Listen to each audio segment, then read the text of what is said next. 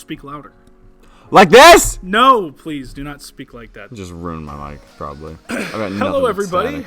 I'm Josh Killian, and today I'm joined with Gunnar.Davis. Gunnar.Davis, and welcome to the Trident Talk. And it's been a The Trident Stat, Trident for Stat a fact, show okay? Today.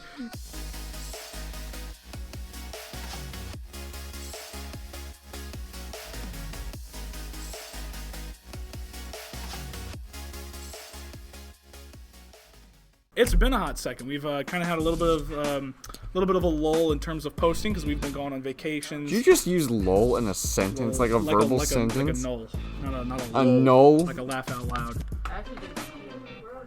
Gunnar, shut up. I mean, Mike, shut up. So we'll post hopefully some pictures will be popping up on the screen now. Those of you who had seen us go on vacation, and even some of you were on vacation at the same time we were, and you were still hitting us up, letting us know how things were back in Missouri, all of that good stuff. This is me animating Vanna Whiting your pictures that you're editing, future Josh. No, you're good. And while we were there, another reason why it's been taking a hot second, because I returned to these photos that you are seeing now of some very fantastic, lovely people. I'm not giving you animations. No, I know. I'm gonna put them up there anyway. Except for that one. So these people were supposed to be watching my house. Hey. From off screen, Emma Kozer. So no, she's not in there. But yeah, these people were supposed to be watching my house. Instead, they were playing with our hundreds of dollars worth of recording equipment, because that's what you do in the real estate business. Whatever. It's in video mode. Say hi, Gunnar. Josh, we found your camera. Hey, where do you keep your condoms? And then they said, yeah, and then they just tossed it, and it's in there, and they can't see you behind the camera. I think that's why he's back there. Yeah. Come show the people your pretty face. So before we ruin this beautiful piece of cinematography with Gunnar's face, we're going to go ahead and move into the actual topic of today's discussion, which is, as you've read it in the title, the Trident Stat for... This is going to be actually specifically for the events of... Say something about Gunner's face. We do work here. I promise you we do. Do we though? We do work here. I mean, we've... Talking about St. Charles County specifically, as of June 2021, which is the topic of today's discussion, we're talking about single-family residences. How has the market been? I mean, it's been a little bit. So how has it been since? How has it been? The last time that we've recorded statistics? What could I tell you? I mean, we've sat here, and every single Trident Stat has been us just gawking over the fact that these numbers are through the roof in terms of sale prices, in terms of days on market and things like that. So I'm not going to sit here and lament over these. As a matter of fact, we're just going to be very analytical and very straightforward and to the point with things. I mean, and try to give you a little bit more of examples as well. It's like how is this actually impacting you as a consumer, as a homeowner, as a buyer, as a renter, whatever it may be. If you own some sort of property or you live somewhere, how is this impacting you? Precisely. So, crazy. I mean, if we're going to start off, everyone wants to know how many properties have sold in the past month, give or take. So one thing that we need to realize at this point is that now that we're getting later into the year, we're actually entering the point where last year is when the market actually took off. So these numbers are actually going to start to be similar, except for in terms of like number of sales. However, days on market and, sale price and everything like that, those are going to be tremendously different numbers. And that's why actually our first stat, which right there, is going to be the number of sales is actually only up 2.49%. What was that for? Okay. We have timers. We do have timers. Wow. Gunnar.Davis, 2021. Thanks, brother. Appreciate that. You know what all realtors do appreciate, though? The number of listings. Sponsor for tonight's episode. the number of listings that are going up. Finally, we're getting that spring inventory into August. This is fantastic, everybody. This is great. That's just a block of audio. But seriously, so new listings have gone up almost 7%, 6.99%. From last year up until this year, so we're rocking 811 new listings as of June of this year compared to 758 last year. So That's good. And what we'll see is, even though that some of these statistics are still crazy because of how hot the market is right now, we're starting to see a little bit of a correction, which is actually kind of good, because we don't want to have there was an 08. We don't want to have a crash with a drastic turn of events. We'd like to see it start to equalize, and that's what we're starting to see, which is really, really good. So it shows that you live and you learn. Yeah. We weren't living and learning during that time. Learn your history, kids. Seriously. Which, speaking of history, we're going to talk about days on market. So, as a matter of fact, while we're looking at stabilizing numbers, the one number that really haunts us in terms of a lack of stabilization, if you look at June of 2020 specifically, in St. Charles County, a single-family residence would typically stay on the house for about 32 days. We're down 50% to 16 days. That's 1/6. That's half of what the average time was. Okay? A year ago, you were waiting over a month to get your house off of the market. Waiting, that's average. Now it's within like almost a bi-weekly period. Yeah, so you get paid 1 week, and by the time you're getting your next paycheck, give or take, you are closing on your house. Yeah, it's or at least doing your final walkthrough. It's pretty crazy. I say that I have a property under contract right now that we're closing in 2 weeks. We're crying out, less than 2 weeks actually. So it goes to show you something about this market. Bonkers. So, we talk about numbers, we talk about markets, we're going to talk about the next stats, which are going to be right up here. It's our little square. You're talking about median sale prices, average sale prices, median list price, and average sale prices. All up. Up. Dubs all around. They are indeed dubs for sellers in the market at this point. So feel free to look at those at your own discretion, but we're just going to cut right to the next chart that's going to be right there. This is your overall general market summary, where we're going to talk about the numbers that we generally talk about.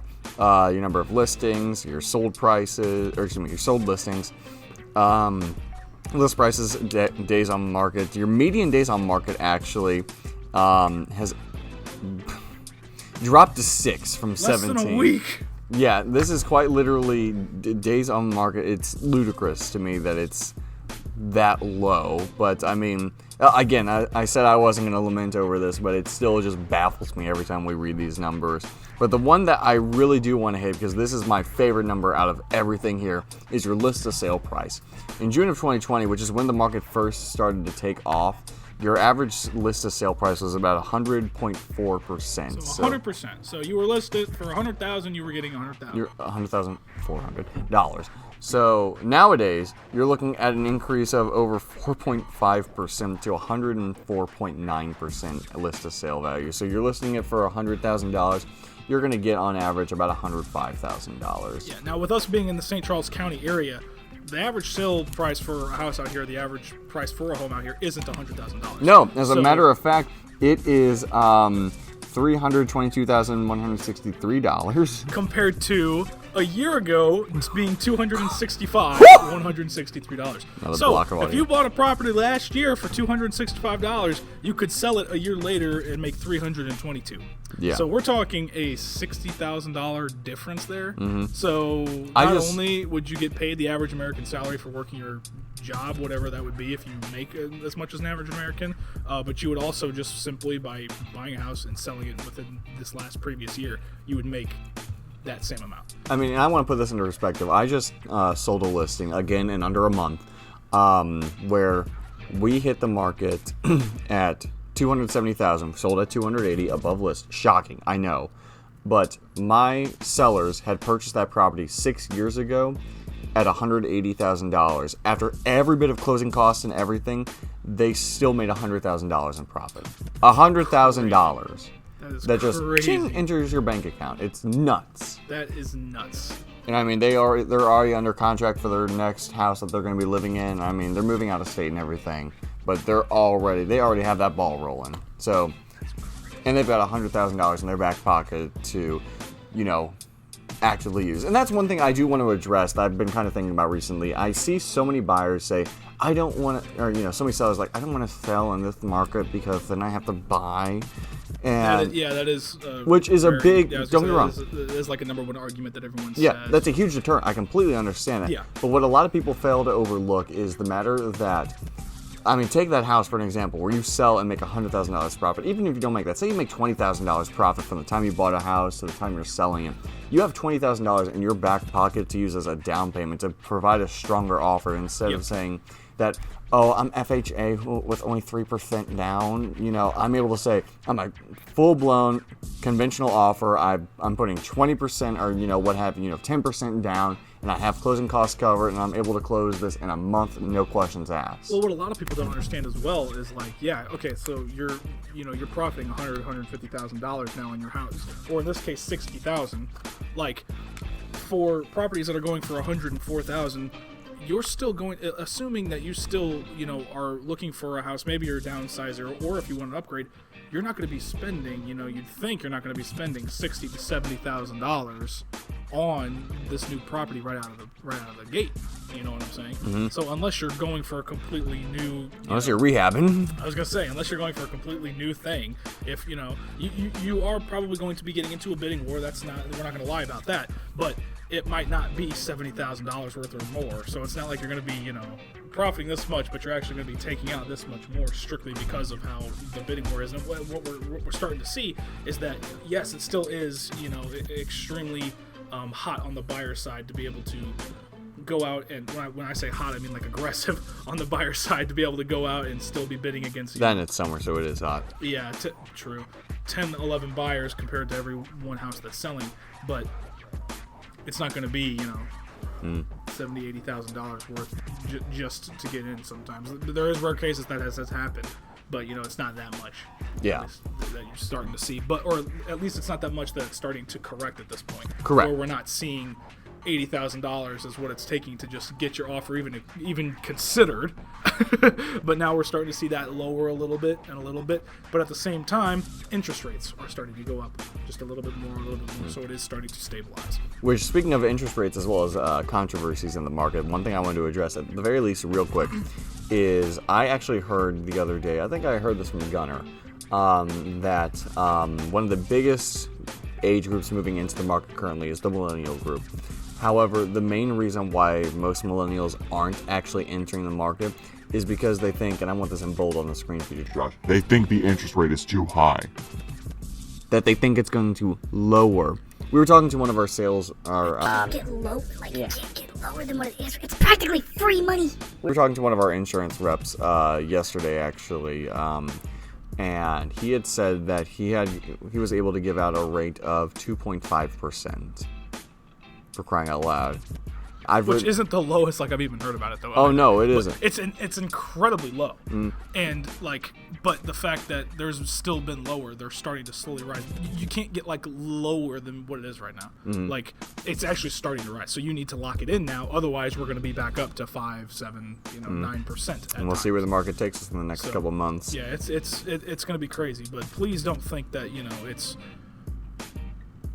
just nothing but negativity on the buyer side, because yes, a lot of these, like we've said in the past, are going for more than list price and all of that, but with that interest rate being lowered, there's first-time home buyers that are being able to afford a $200,000 house right out of the gate, stuff like that. So if you're not thinking that your credit's not that perfect, you're not going to qualify for this much more, you might be surprised, because with that lower interest rate and the types of options that are available from your lender, you can really be surprised at what you can afford nowadays. So yeah, I mean, you want to talk about what you can afford and talk about prices. That sounded like you just entered the funny bone, so it was you just entered the ethereal plane for a second. Shock, yeah. Shock mouse. God, everything shuts down. I tried to list the mouse. We're still talking. Believe it or not, we're still talking. We are. Yeah, no, me and the mouse. This is why. Oh, that's right. Okay. Which, speaking of the mouse, as he takes a drink. Yeah, no, we're still talking, so don't think we're not. So catch the Trident Trio listing the Disney Castle.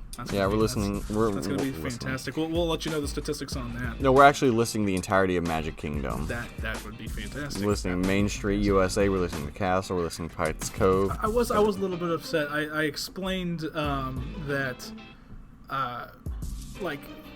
so everyone's getting vaccinated, all of this good stuff.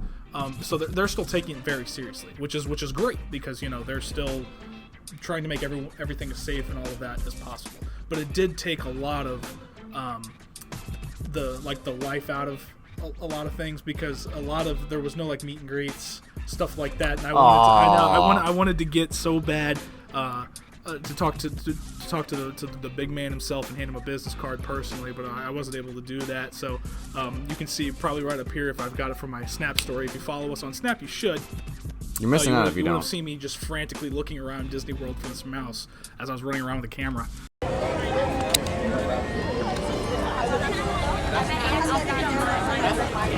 I got some work to do. I gotta talk to this mouse about listing his house.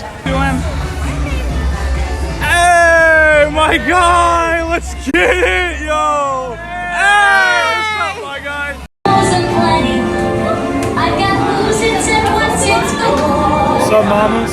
You want thingamabobs? I got 20. I got one. What's up, baby? Oh, yeah. But, yeah, so there was, like, no meet and greets. There was no, like, personal stuff like that. They had, like, all of the buildings. They were all up in the buildings really high, waving and stuff like that. But I think they're doing a really good job, still keeping everybody safe, still watching and respecting boundaries, and that sort of thing. So that's good. Yeah, that's good. One thing I think is very important in the modern world, especially as we're kind of moving out of this COVID stage, I say moving out loosely, is that safety is still a #1 priority, and that's very important to me. You know what else is important to me? The average sale price of houses in the St. Charles market. Sure. So that is not safe. Yeah.